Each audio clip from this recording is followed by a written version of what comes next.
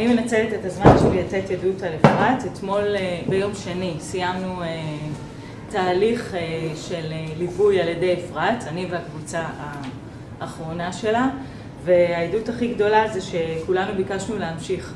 ביקשנו ממנה עוד ועוד, כי יש לה כלים כל כך טובים, והיא מעבירה כל כך טוב את המסר, וכל אחת עשתה שינוי מאוד מאוד גדול בחיים שלה, בכל המסלול חיים שלה. אנחנו לא מדברות בכלל על משקל, מדברים על תהליכים פנימיים, על רגשות, על כל מיני דברים, ומסדרים את כל הסביבה שלנו.